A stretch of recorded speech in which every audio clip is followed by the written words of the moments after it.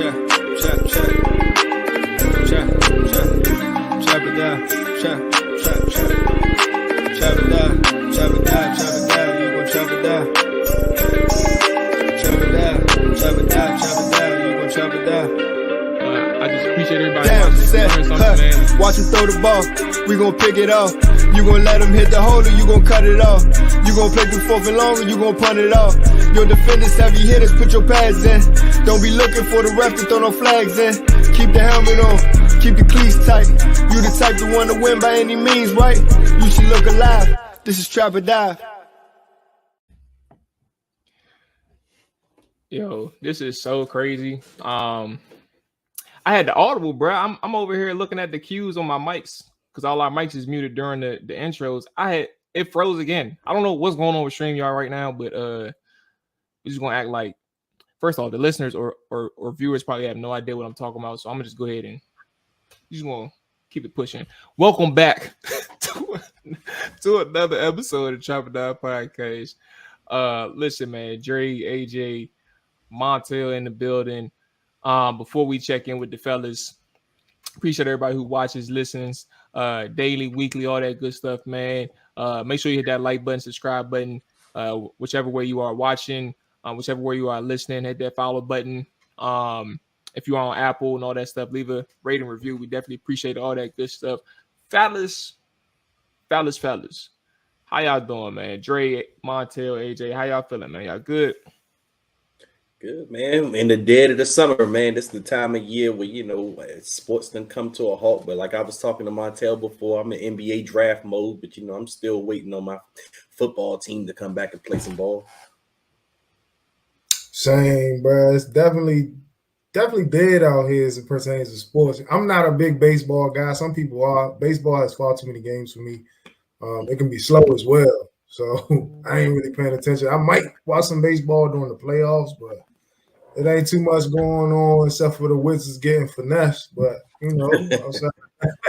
outside of that, just waiting for some scans to come through, man. Yeah, man, just chilling, just, curious to see what happens with the draft tomorrow. But other than that, just relaxing, man, getting ready for football season to truly kick off here in probably like 7-8 weeks. Yeah, man, the countdown is real, bro, for football. Dre and AJ, y'all, I watched the draft, the NBA draft, but like I think the difference, and it's kind of weird, and it probably should be the opposite for me, but I think like the NFL has so many draft eligible players, and then I think about basketball, and it's like I still feel like I don't know 95% of the prospects coming out in the NBA. Like, to be honest, I just watch it. I don't know anything about anybody. But like I know there's several people out there, including Dre, who knows a thing or two about them college boys, man. I don't know jack shit. Tell you that right now. But I watch college basketball. Like I'm almost as big of a college basketball fan as I am NFL. So that's why the NBA draft's a little special to me. But like the last couple of years, it wasn't special Loyal to to me them because Hoyas. that's my boys. But like I said, the last couple of years, I wasn't all into it because the Woods is just pissing me off. But since the Woods decided they want to change some things up, I'm gonna give them a chance again. So now that I'm giving them a chance, I'm excited again. So here we are, bruh. I would never forget. I think it was our first year, Dre. I asked you. I said, I think you was like, I don't remember what I asked you, but he was like, man, he said, man, I really think the Wizards going to do that. They really got a chance.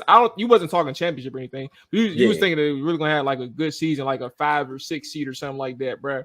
And I lie to you not even 2 months into the season, this man Dre talking about, man, I'm done with these motherfuckers, bro. Hey, that might have been not even 2 months into him, bro. Mo, that might have been the Russell Westbrook season. Like, I mean, I might have been a little. That's the last time I think I might have been excited about him because I thought they might have done something with them, and then I was like, bro, it was so much disappointment and frustration in that response, bro. I was like, oh my goodness, I can't believe they did that. He ain't even make it to the new year. That was exhausting, bro. Oh my goodness. Fellas, you mentioned another thing is just a dry period in terms of sports. I know a lot of people pay attention to golf and baseball, and at some point a week or two ago, hockey as well.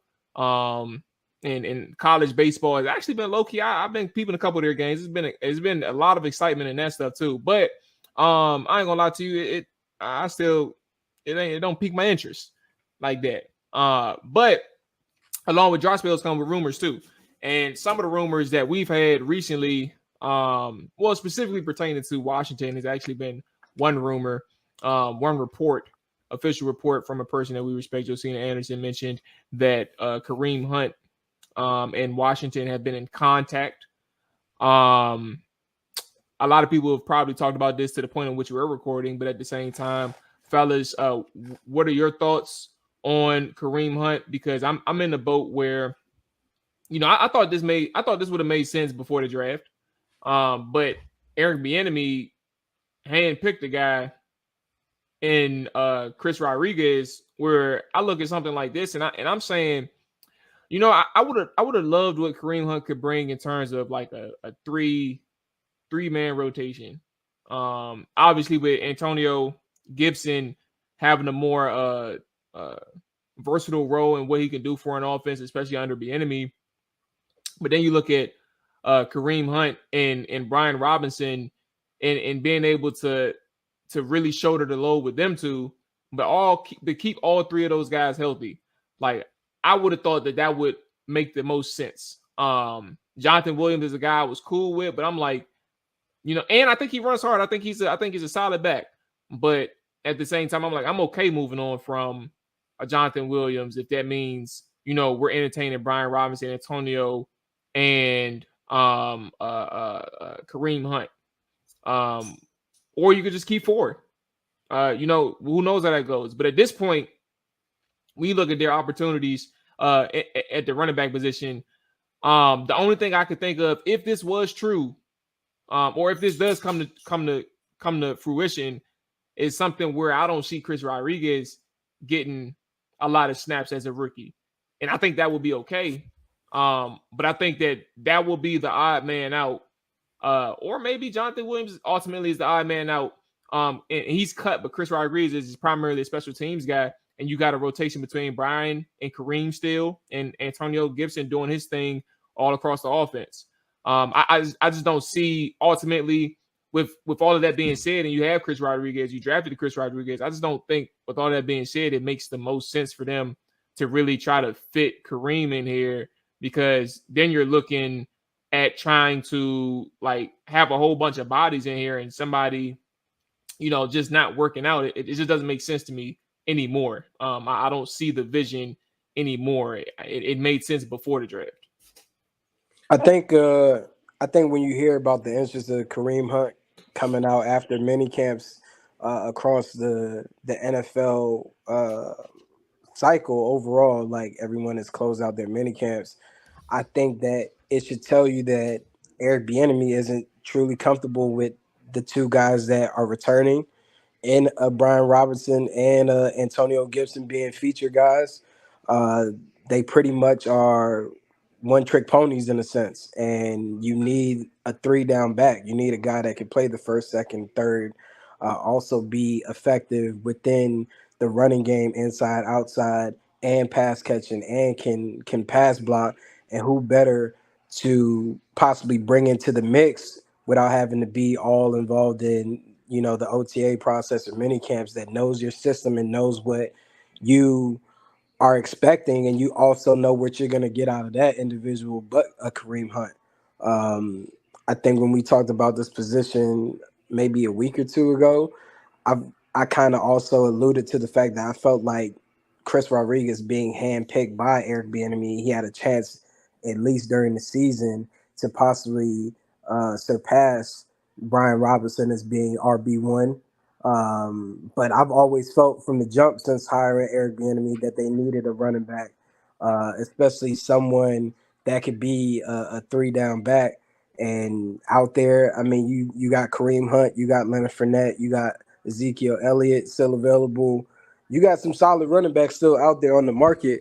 And I think what this leak tells me is EB ain't comfortable with what he got right now. Like he don't really trust what he has to be productive and how he wants to utilize the running back position. And no better time but to get a guy prepared to get in the football shape but training camp and plug him in and have them do what you need to do. Because I just can't see Brian Robinson being impactful in the passing game. I know out there at Ashburn they had him doing a lot of running back routes or whatever from the backfield or what have you. And yeah, we kind of heard about players getting chewed out, and one of those main players has been Brian Robinson. Some people reported it in certain incidents, and some people tried not to report it. Everybody wants to kind of focus on his 50 Cent story. But when you just talk about football straight up, at the end of the day, this isn't someone that I think is a featured back within the NFL ranks. And I think Eric Bieniemy getting hands-on has kind of realized that, and he needs to add to that room. Well, AJ, I was gonna let Dre get the floor, but I can't let you sit here and disrespect B-Rob like that, bro.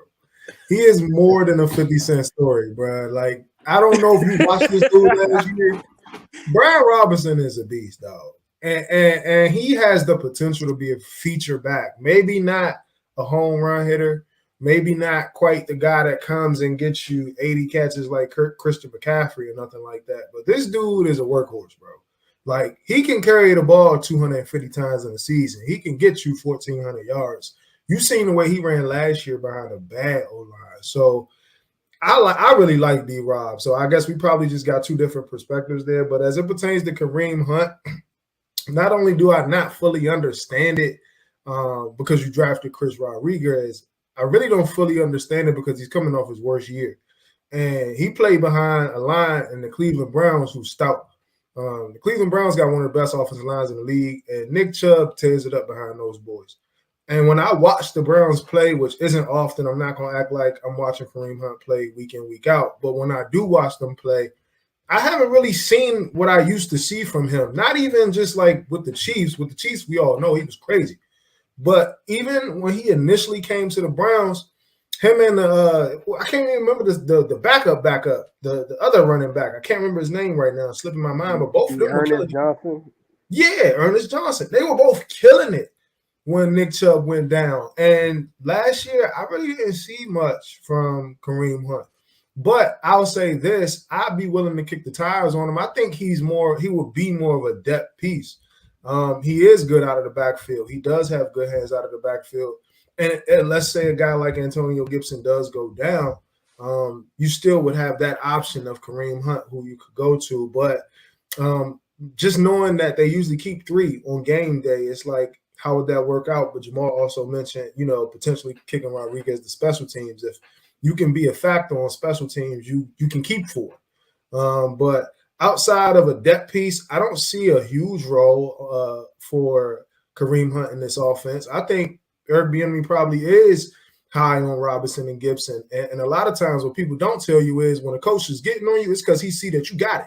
And a lot of coaches, I don't know if you've seen Eric Bieniemy, he was getting an AP ass his rookie year, getting in his ass. But it's because he knew he was great. So a lot of times, just because a coach is getting on you, he's probably getting on you because he's like, no, you the one. And I need you to really get in your bag, because if you get in your bag and you really doing your thing, then everybody else will follow. Everything else will follow. So I saw that in B-Rob last year. I seen that dog in him, and I think he's capable of really being like a 1,100 yard back, if I'm being honest.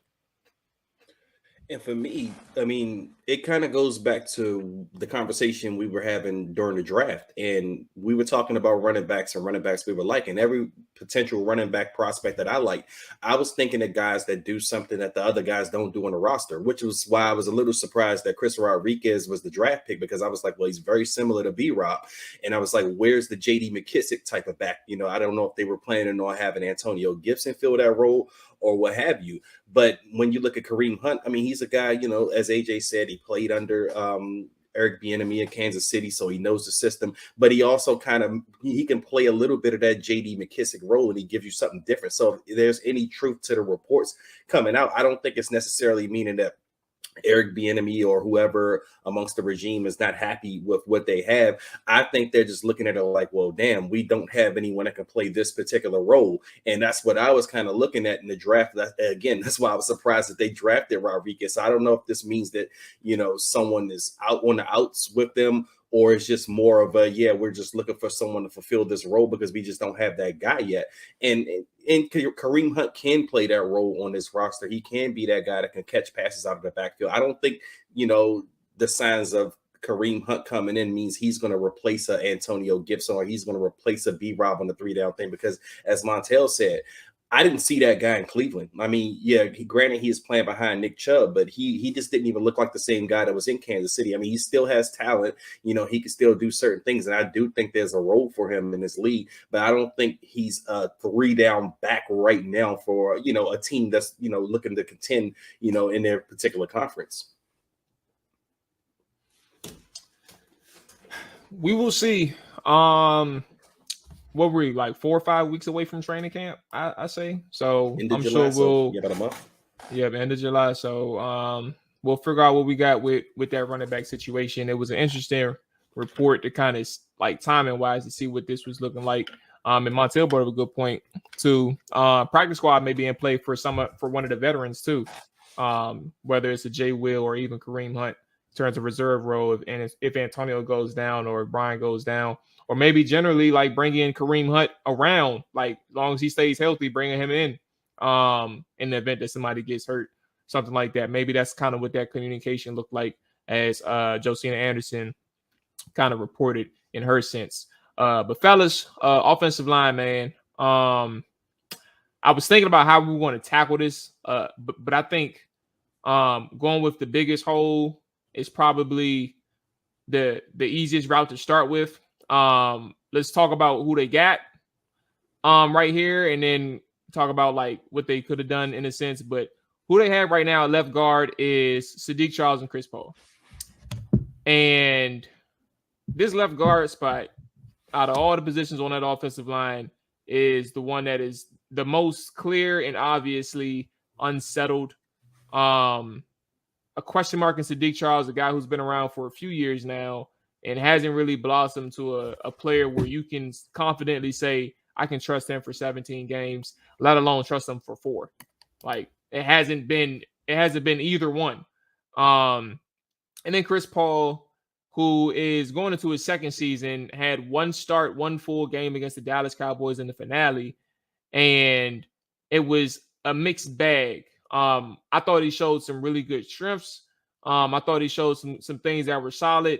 But like technical stuff, he has to really, and I'm sure it's already been worked on, but in the moment, he had to really get under tack. I thought he was slow off the ball a few times. I don't think he was really locked into a sense of like in sync with his offensive linemen, among other things. But these are your two guys that you got at left guard right now. You have close the book in a sense at left guard for now. You passed free agency and you passed the draft, and these are the two guys you're going in with. I think this is like a huge red flag until proven otherwise, and I mean huge because this interior offensive line has been a significant letdown since last year, in a surprising way in a sense, because you didn't like. I knew that there was going to be a drop-off. That was one of my main concerns. I didn't know it was going to be significant. I thought it was going to be something where like, all right, now we got a little bit of pressure that we have to navigate around or we have to scheme around.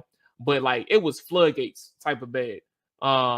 And until we got stability at that center spot, it just never really gotten better. And I think we're in a huge gray area with Saahdiq and Chris Paul. Fellas, anybody want to take the first stab at this position between these two?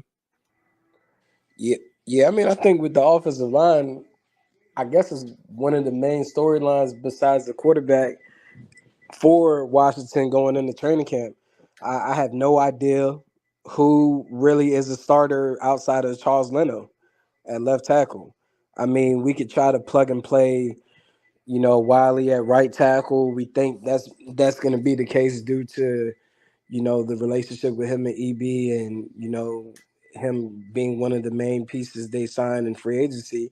But outside of that, it's kind of a toss-up. I don't know if it's really battles or what, but I really don't know who's starting at left guard.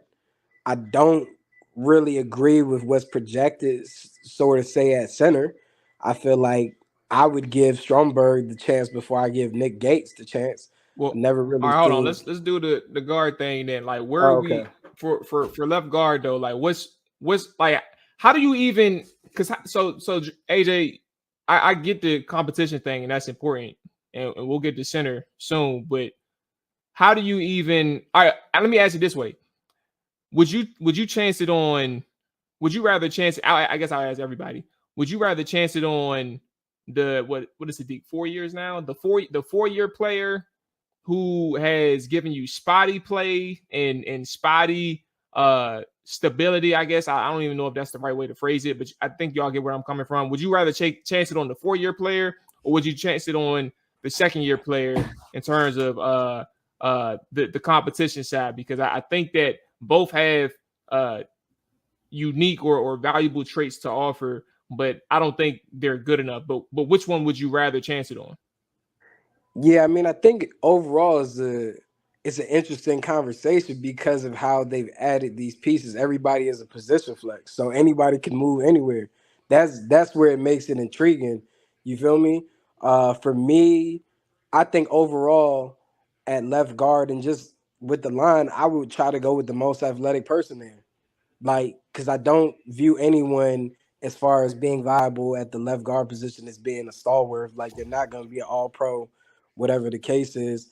I just rather have the most athletic guy, especially if I know going into the season that this is going to be a team that's going to try to run a lot of screenplays.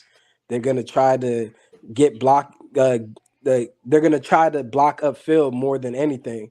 And I feel like you need the most athletic guys on the field to do so. So if Saahdiq Charles happens to be the best guy that's athletic, and I've seen him do it at LSU, cool, go for it. I really didn't study Brandon Daniels that much, but from the little bit that I've seen, he seems athletic as well.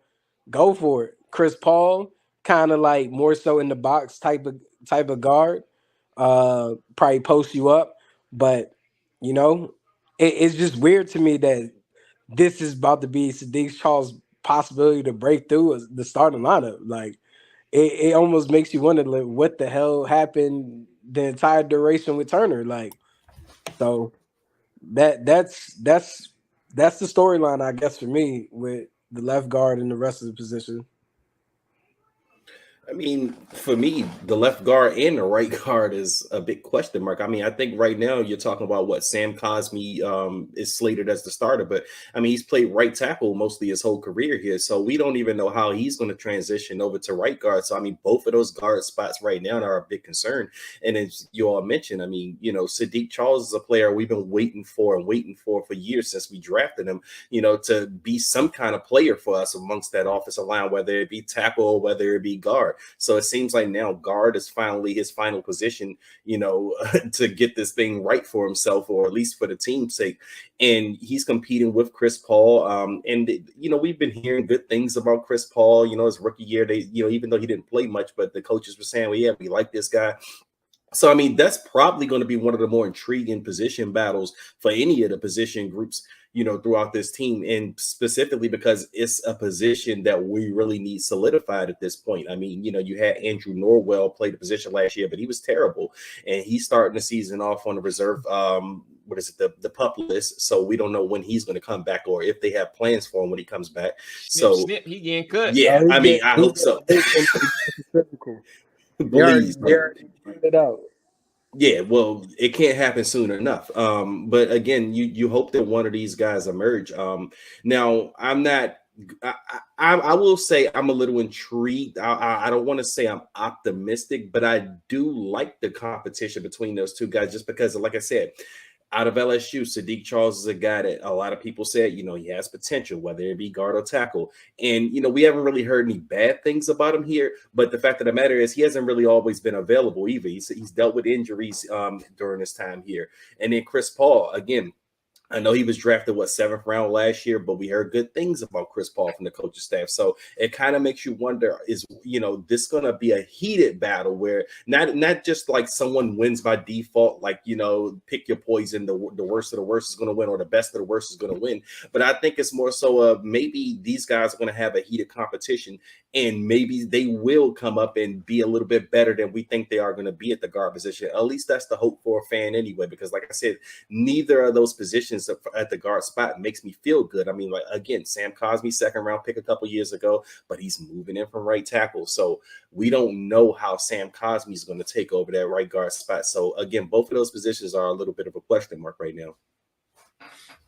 I'm going to say something, and it's a bunch of nothing, but it's really huge, because I personally, how you going to say a bunch of nothing? It's a bunch of nothing because Then it don't means say nothing.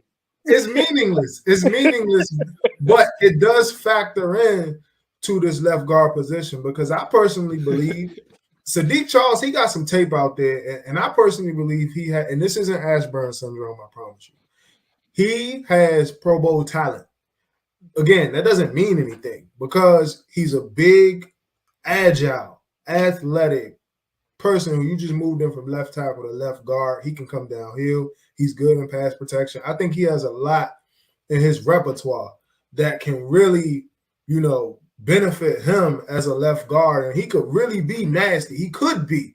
But the thing is, and I think that's why, if I'm being honest, I think that's why he's still here. To be with this team for 4 years under that coaching staff, that says a lot, especially not being healthy. I think that they believe in him. They know that he can play, and he's getting his shot. And I think part of him not getting his shot earlier was the health issues. And maybe they feel like, hey, this dude is healthy now. Let's see what he can do. And also because you really don't have any other options right now. But I think the injuries definitely concern me. And one of the things that I know, and I remember hearing this when I was younger, I don't remember how old, but it's very true. Once you see a player start getting injured, like injury-prone players get injured. That was the saying, but that's really true. Once you see a guy, it don't matter how good they were in their career. Once them injuries start to pile up, look, you hurt your knee. Next thing you know, your foot injury, you got a foot injury, and that's connected to the knee injury. And next thing you know, your right knee. So all that stuff, it plays out. And the first guy that comes to mind is like Deshaun Jackson. After a while, you wasn't getting more than 9 games out of him. And it didn't matter how sick he was. It didn't matter how talented he was. Jordan Reed, we knew how great he was, but once them injuries started piling up, he's going to get injured. Chris Samuel saw the end of his career. He's going to get injured. Like certain guys, their bodies just, it fails them in a sense in this physical, grueling sport. So with Saahdiq, as good as I think he can be, as good as I think he's going to be, I don't see him giving you more than 7 games as a starting left guard. Now, I hope that I'm wrong, and I'm not saying that because I wish injury on anybody. That's the last thing I want to see. But I think he's a super talented player at the left guard position, but I also think that you can't really depend on him because he hasn't shown us that he can play. He hasn't showed us that he can stay healthy. So with that, like I said, it's a bunch of nothing. You got a Pro Bowl talent who may never reach his full potential, but just because he can't get on the field. Now, AJ brought up something that I'm very changing positions, changing to center. AJ brought up something that I'm really baffled by, and I think we can expand it to like their draft process in a sense as well. Ricky Stromberg and Nick Gates. Nick Gates is your starting center. Ricky Stromberg, as of right now, per ESPN's depth chart, is in front of Tyler Larson, who Tyler I was actually cool with last year. I think record-wise, they were stable. I think like 6-1 or 6-2 with him, and he played solid from the tape that I looked at. He was a solid player. Nothing special, nothing to write home about, but he brought stability to that offensive line. But point being, back to Nick and Ricky. Ricky is not, and we talked about it with John Kahn of ESPN. Ricky is not getting an opportunity to start or to compete with Nick Gates as a starter. It's not a full-blown competition. Like, it is set in stone that Nick is starting there. And I'm a fan of Ricky. I think that he has the qualities coming into the NFL that would allow him to compete for the starting role. And to a sense of what AJ mentioned, like put your best athletes out there or put your best players out there. That would mean me considering moving Nick Gates to left guard. And killing a left guard competition, like just dead it. Put your best 5 out there. But point being, back to Ricky and back to Nick. I just, what really baffled me to this day and back then, since I heard that they're not considering Ricky as a starter, is why take him in the 3rd round? Somebody asked me on Twitter after we released the episode with John, like what potential starter were you going to get at that draft pick? And I think he's asking the wrong question. It's not like what potential starter could you get? It's like what position could you get that will give him the best opportunity to see the field? And I think there is a position on the offensive line. Guard. Find somebody at left guard that you can put out there. At one point, they had Osiris Torrance available to him, and they passed on him. And they had another guy that they really liked. I forgot his name. Maybe the guy from TCU. I'm not sure. But they had an opportunity to take another interior offensive lineman that wasn't center, and they either couldn't trade up and get him, or they just passed on him in his spot. I can't remember. For those who are listening, I know y'all are going to be able to remember. But point being, they had a couple opportunities to get a left guard or a right guard or guard, period, an offensive lineman that can play guard, and they passed up on that, and they took Ricky Stromberg. It's not a knock on the player Ricky, because I like him. I do like his tape. I really like his tape. But if you're not going to allow him to compete with Nick Gates and even see like your best 5 that could possibly be out there, I just feel like that kind of hurts the plan at offensive line. Like you could have found a way to get your best 5 out there. And I think even Braden Daniels was the next pick after Ricky, if I'm not mistaken.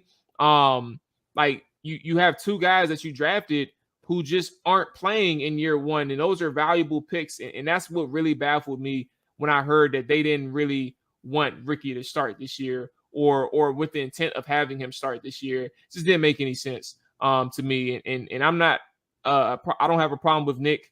I don't have a problem with Ricky once again, but it's just kind of weird to see how this all lined up, knowing that you have a huge question mark at left guard. Like, why bank on that so much? I understand where Montel came from, and I think he's 100% spot on with how he rationalized Saahdiq's opportunity that's in front of him. But it just doesn't make sense that you would bank on somebody that you've known for 3 or 4 years, whether he was healthy or not. Like, you've seen enough to know that you can get him some competition outside of a Chris Paul, who was a 7th round draft pick in 2022. Do a little bit better than that. You could have got somebody in left guard that could have just helped amped up the competition and go from there. Yeah, I mean, I think it's just one of those cases where this personnel staff, they just over-evaluate guys because of position flex instead of just getting guys that are good at what they need to be good at. Like, get a guy that's good at left tackle, get a guy that's good at left guard. Like we've talked about on the show. It's like Trent Williams could probably play every position on the O-line, but he's a damn beast at left tackle. We're going to keep him at left tackle. We ain't about to try him out anywhere else. And it's just one of those cases where it's like you just hope that training camp, that they truly let these guys show what they can do, with those reps that they're getting. I think that it would be very integral for a lot of these young players and even the guys that we view as vets, like a Nick Gates, when they have that training camp matchup with the Baltimore Ravens, like throughout the week. Like Baltimore has studs on defense. You feel me? So they'll get exposed in that training camp practice. And then on top of that, you got the game. So it's like, I just hope that Ricky Stromberg doesn't have it set in his mind, that I'm going to be relaxing for the year. Like, this is a redshirt year for me. I hope he comes out when training camp starts and balls out. Same with Braden Daniels. Same with everyone that's on the offensive line. Guys that we may not even know, we might not even bring up on this episode. There's an opportunity ahead of you because I feel like there's no true lock on that offensive line except for Charles Leno at left tackle, and that's primarily just due to the financials behind him as a player. But I mean, I just hope that guys come out and realize the opportunity in front of them, because it makes no sense that a team that needs help and needs players to be on the field and productive, you're taking a 3rd round pick, a 4th round pick, and a center or guard, and you don't plan on playing them. Like, you're not the Kansas City Chiefs. You ain't just win no Super Bowl. You feel me? Where you can just have guys as high picks who are typically contributors around the NFL not playing. Like, you don't have that luxury. And, honestly, I was surprised because when we signed Nick Gates, I thought the plan would be to start him at left guard. I mean, I did hear that he could play center, or guard, whichever, because this is a position flex type of regime. But, I thought he would be the left guard, especially because you don't have a clear-cut answer there. So, I was a little surprised to see that the competition at left guard was going to be Saahdiq Charles and Chris Paul. But, I mean, when you drafted Ricky Stromberg, as Mual said, I initially thought this guy was probably going to get a chance to, at least compete for the starting job. Because center, I look at the center position kind of like the running back position. Like, guys can come out immediately and start there. I mean, it's not that hard to translate from college to, the NFL at those two positions. So I thought he was ready. I mean, you hear a lot of people, like even Scott McLuhan, he said he thought Ricky Stromberg could be a 10 to 15-year starter in the league. So it looks like we're red-shirting him now. I mean, he's going to have a red shirt season. I mean, but injuries happen. So, I mean, maybe he can get his chance at some point. But, I mean, I was just surprised, again, that Nick Gates is just automatically slated there without any competition. I don't know if something happened over OTAs, minicamp, where they just kind of seen Ricky Stromberg is not ready to take that next step. Maybe they think he can compete a little bit more once training camp starts. Because I know John Kahn mentioned on our show that he has to probably get the strength translated to the next level here. But I mean, maybe he can hit the weight room, get better this summer. I don't know, but it's a little surprising to me that he won't be competing for it. But overall, I mean, if Nick Gates is the starter, I do feel good about the depth there versus, kind of the other spots we have on the offensive line. Because like Mual said, Tyler Lawson has always been solid whenever he had to fill in for Chase Roulier whenever he got hurt. And then you still have Ricky Stromberg, the rookie right there, who you drafted in the 3rd round. So you should expect something big out of him. But yeah, again, I am a little perplexed at why he's not, competing right now for the starting job. And it is kind of a little concerning as well. Yeah, Dre, you better than me. I actually thought that Nick Gates was coming in to be Wes Weiser. I thought he was coming in as a backup. I thought he was your backup interior lineman. And if I'm being honest, I never heard of him. And I knew he played for the Giants. I'm like, I never heard of this dude. He played in our division. Like, I never knew who he was. I knew of him from the injury first. And then, I started seeing people, oh, this is Nick Gates. This is what he does. He looks like he's a little bit physical, but I don't know anything about Nick Gates. So I do know, I wanted to ask you guys, has there been an update on Larson? Because his injury was pretty serious from last I remember. I haven't seen an update on Larson, but if he's still around, like if he hasn't gotten the Norwell treatment in terms of like how they're handling his injury recovery, I think he's probably safe to be on the roster. But I haven't heard an update. Yeah, and I heard that's part of the reason they let go of Chase, because he wasn't fully healthy. So Larson must be doing pretty good in terms of his injury, but. I'm kind of on the same page with you guys. It was a bit of a head scratcher. Again, I like John Michael Schmitz. That's probably wasn't their guy. They liked Avila. They passed on him 2nd round. They passed on Schmitz 2nd round. They passed on Torrance 2nd round. And then they came back 3rd round and drafted a center. I said, what the hell are they doing? So to me, it doesn't make sense if you're not going to at least give Stromberg a chance. If I'm being 100% honest, I think he deserves a chance because, like Dre mentioned, center, and I heard Logan Paulson say this earlier, I think it was yesterday. Centers, typically no one's lined up in front of them. They're typically helping out because defenses are playing gaps. So I don't see why he wouldn't get a chance. Again, this is just me not knowing too much about Gates either, but it's like to have those question marks on your interior O-line is not a good sign. And right now, it doesn't seem like you have anybody reliable at center, because as much as we like Larson, just like Saahdiq Charles, Larson, he gonna give you 4 games, goddamn. And after that, it's deuce. You know what I'm saying? But it's gonna be a solid 4 or 5 games, but his body he's had major injuries the last 2 seasons. So I just don't. It's just too many question marks, and that's why I would like to see them kind of ease Ricky into that role maybe a little sooner than we all expect. Now, who I am confident in are the tackles. I think Charles Leno. I think one of the things that is mistaken with Charles, and it's actually frustrating because I think people. I don't even know. Like, if I had to theorize, why people dislike Leno so much is because of the high standards that Washington's had at left tackle, like the examples. And it's people not coming to terms with what an above average left tackle looks like. Like Charles Leno, first off, he's had moments throughout the 2022 season where he was playing hurt. That's the one thing. It was spurts where he was playing injured and just didn't miss a game. Like he just did not, like that should be a credit to him. But he had moments where he just played hurt and it bothered him and it affected his play on the field. That's one thing. But then secondly, he doesn't really get credit for the moments where he does have good games. And I know that much because like I've put that spotlight on him when he's had good games and like that's not what draws the most attention. It's the ones where he gets beat. It's the biggest moments where he gets beat. Obviously, the Giant game is the biggest one that comes to mind for most. Both Giants games, those are the ones that shine the most for some people.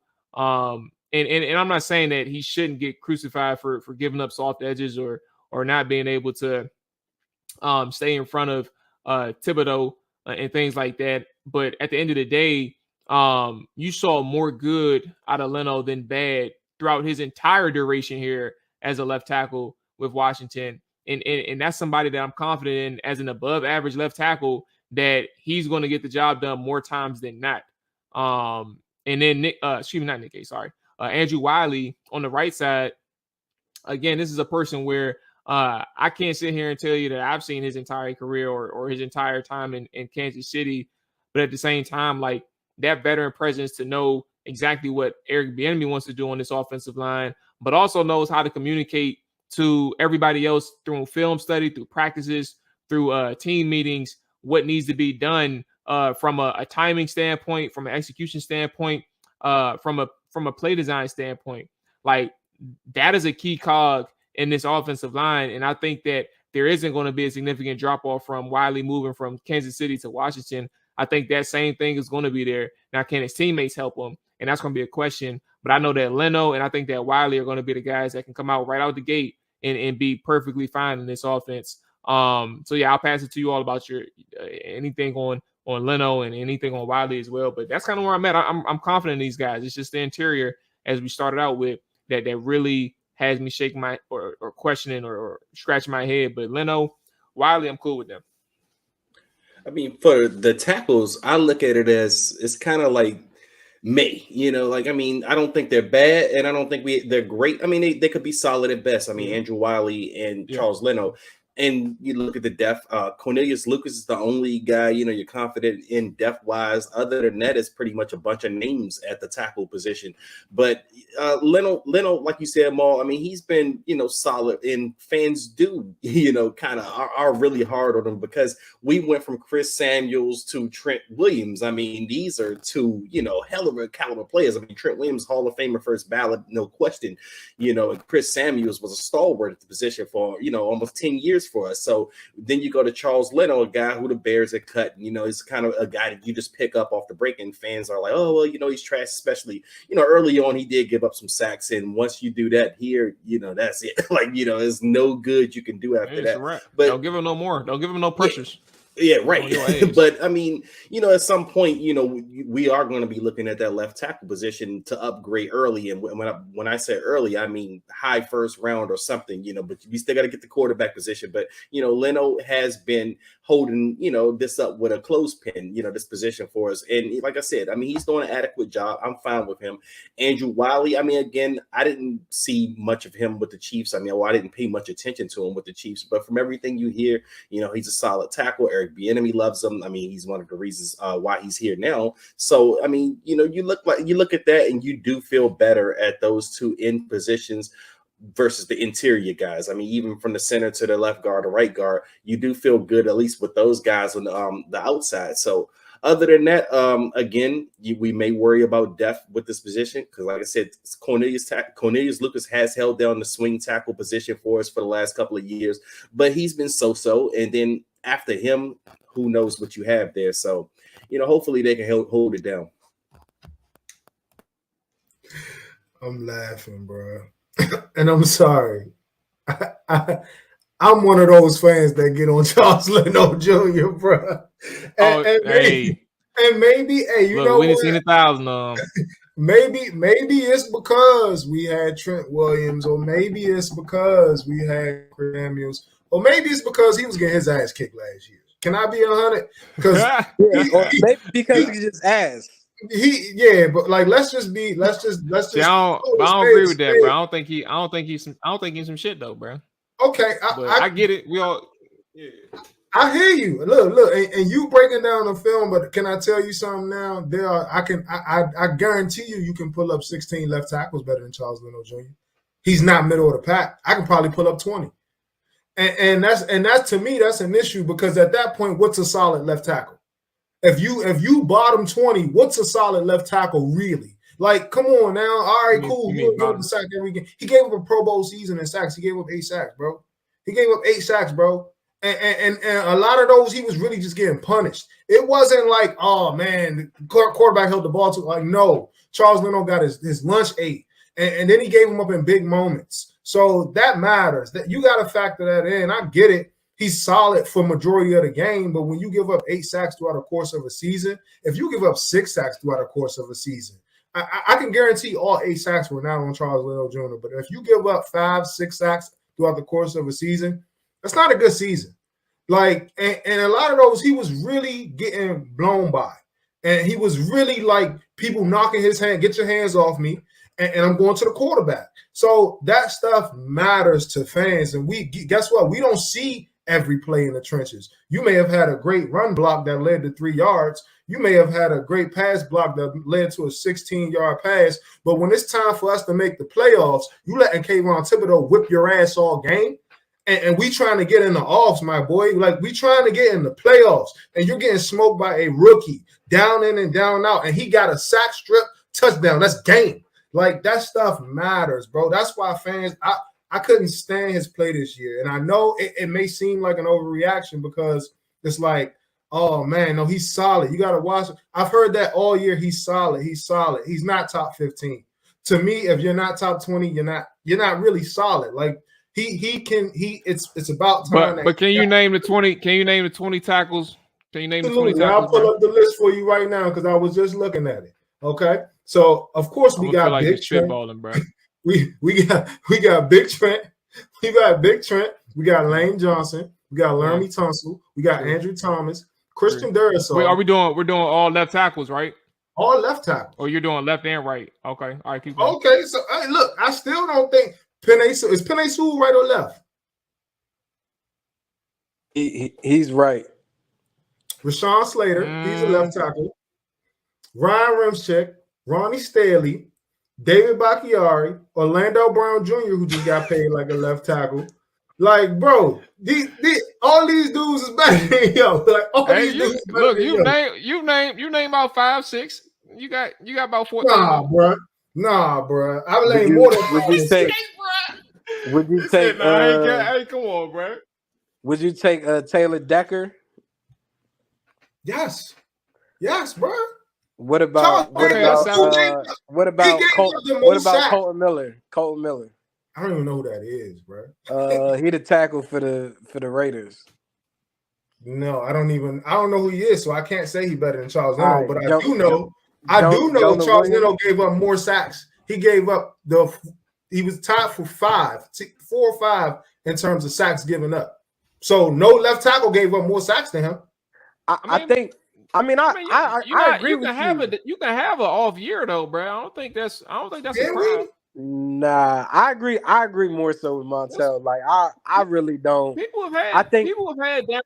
they've been good players. Like that shit happens. What Like, there's the been issue? receivers who had years where they've had like uncharacteristic amount of drops and came back and bounced back very But next year. what is he though? Like, I mean, people keep saying he's solid. It's like, what does Above that mean? average. Above average is nothing. Is above average is telling you that you're in the middle of the pack. That you literally exist in the middle of the pack. Well, But I mean, Montel, he's getting paid. He's getting paid like a top 10 left tackle. That's the main issue. is he? Why people are Is he, even bro? harder Let me on him. look. Yeah, But- he get paid as a top 10 left tackle.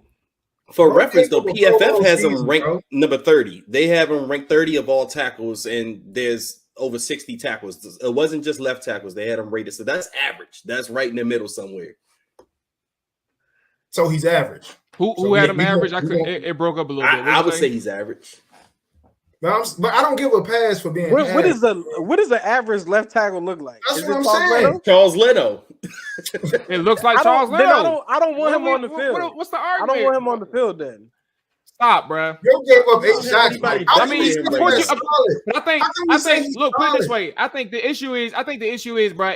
If Charles Leno is your best offensive lineman, that is a problem. That's Like the he should biggest- never be your that's best the biggest offensive key. lineman on your unit. I But agree. if he is on your team and he is not your best offensive lineman, you're doing a good job. Like that is a average player can survive on an offense, on an NFL offense, on a good offensive line unit. An average player can survive, bro. He's just the weakest link. There's But nothing you wrong with can't- that, bro. Like, In- that's in kind of today's- where my head is at. In today's That's league, fair. a guy like a Charles Leno who doesn't have long arms, doesn't have great footwork, agility, you can't be an average left tackle in today's league for real. You really can't. He was getting beat by Sweat from the Eagles. Like I think people were smoking Charles Leno, bro. Like we can't sit here and make it seem, oh, he's solid. yeah, Okay, he's had well, issues against certain rushers though. Like, yeah. He's had issues against I certain can't rushers. say he's solid, bro. I Okay, can't- in the time that Charles But Leno has been I here- think that's just not. you don't think in it's the fair time that to- Charles Leno's been here, who has he done a solid job against? I mean, I Like, can't are you think just offhand, asking, like, but he's off had the- solid off the rip? games. He's had solid games, but here, Are you and I asking- think are what you Maul asking said is true. I think it's the fact that he's your best O lineman going into the season, and all we can say about Charles Leno is, oh, he's solid. Like that's a But problem. see, bro. this is why we aren't happy about the group overall. Like we've been having this conversation. Like we done went down the whole list, and we haven't been like overly excited about anyone on this offensive line. And Charles Leno is the catalyst. He's leading. He's the average guy, and it's okay. You know, to AJ's point, you know, you can have a Charles Leno starting at left tackle as long as you don't have a Joe Burrow at quarterback. You wouldn't want him getting that type of guy getting killed. But if he's protecting the Taylor Heineke's and the Sam Howells of the world, then so be it. We'll just have Charles Leno tried out there. Charles Leno is 15th in the NFL with left tackle. 15th. Bro. Turn Yeah. this page. That's like I said earlier. That's a bunch So of no, I'm Average not money. talking Average money. I'm not talking about, like, I'm not making an argument for anything. I was saying AJ said he was making top 10 money. I ain't making no top 10 money, bro. Nah, his base Okay. salary is at least 10. So that would be in the top Let me 10. go to his big. Left tackle. see It the might base even be salary. higher. It's between either 10 or 11.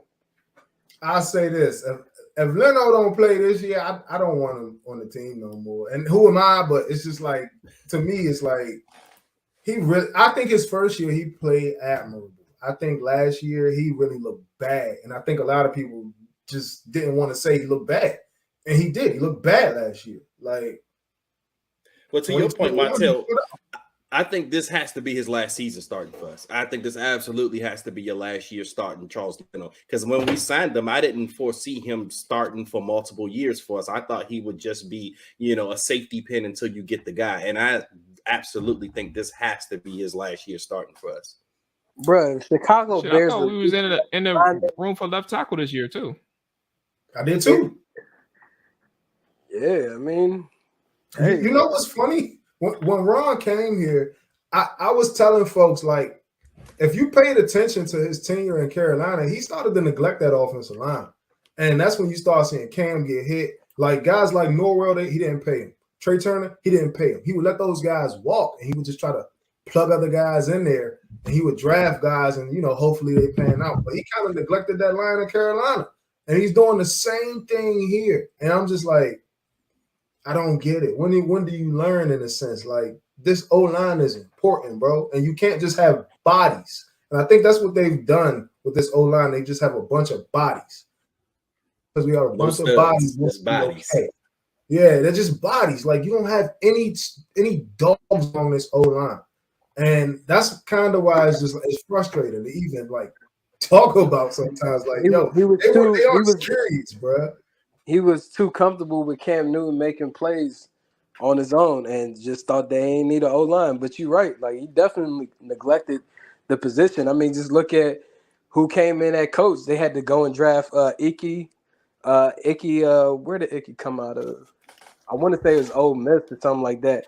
Like, some of their first and second round picks were offensive line because of the fact that Ron Rivera ignored the position so much over there. It's insane, bro. Well, fellas, at least they fast. We got fast. But look, man, I think that's all we got for this position group, man. It's a whole bunch of question marks. It's probably gonna be, fellas, it's probably gonna be the breakdown where we have like the most question marks. Well, maybe the second episode. We still got a couple more positions to go. But I'm predicting it's gonna be up there. Okay. Fellas, that's it, man. That's gonna wrap it up for us.